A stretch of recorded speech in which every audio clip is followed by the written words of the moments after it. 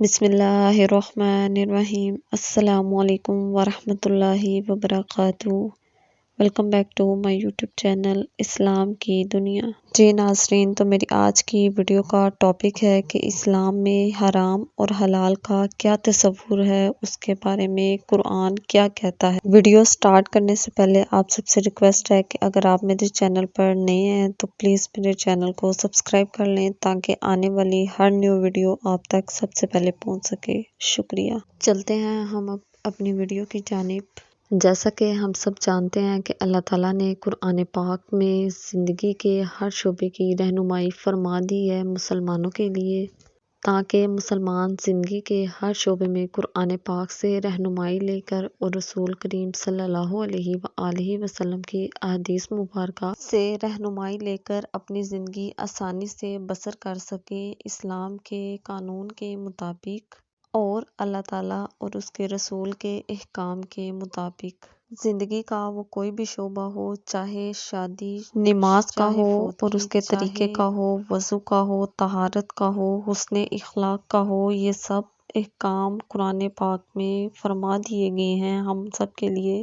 زندگی کے باقی شعبوں کی طرح قرآن پاک میں حلال اور حرام کا تصور کنسیپٹ موجود ہے، اس میں فرما دیا گیا ہے۔ قرآن پاک میں اور رسول صلی اللہ علیہ وآلہ وسلم کی حدیثوں کا بنیادی موضوع حلال اور حرام کا کنسیپٹ ہے۔ قرآن مجید میں اصول بیان فرما دیے گئے ہیں۔ بے شک قرآن پاک اصول اور قوانین کی مقدس کتاب ہے۔ قرآن کریم میں سورہ بقرہ میں فرمایا گیا ہے کہ وہ اللہ رب العالمین جو پاکیزہ ذات والا ہے، بے شک وہ بابرکت ذات والا ہے، جس نے تمہارے لیے زمین میں سے تمام اشیاء پیدا فرما دیں۔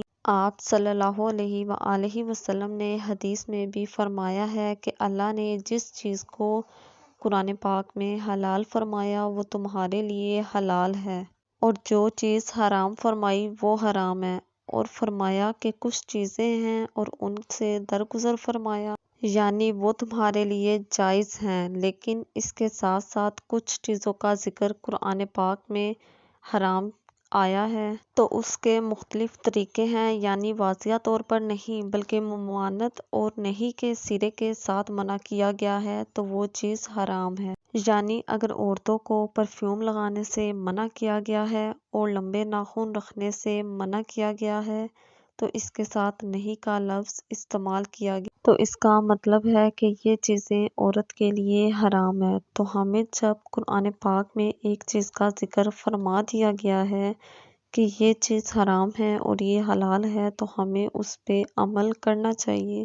حلال اور حرام باقی شعبوں میں بھی ہیں، باقی طریقوں میں بھی اس کا کنسیپٹ ہے، وہ کس طرح سے کہ ہمیں یہ دیکھنا چاہیے کہ جو ہم رزق کھا رہے ہیں کیا وہ حلال طریقے سے کمایا گیا ہے یا حرام طریقے سے۔ حلال طریقے سے کمایا گیا تھوڑا بھی بہت زیادہ ہوتا ہے، لیکن جو حرام طریقے سے کمایا گیا ہو اس کا کیا فائدہ جب وہ ایک طریقے سے ہے ہی گناہ، اور اس سے اللہ تعالیٰ بھی ہم سے ناراض ہوں گے۔ تو اس لیے ہمیں چاہیے کہ ہم حلال اور حرام کی پہچان کریں۔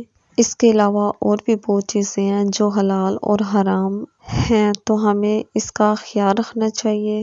حرام اور حلال کون کون سی چیزیں ہیں، کون سے جانور ہیں، کون سا کام حلال ہے اور کون سا حرام ہے، اس کے لیے میں ایک الگ سے ویڈیو کل اپلوڈ کروں گی، بناؤں گی انشاءاللہ، تو آپ سب وہ بھی لازمی دیکھیے گا۔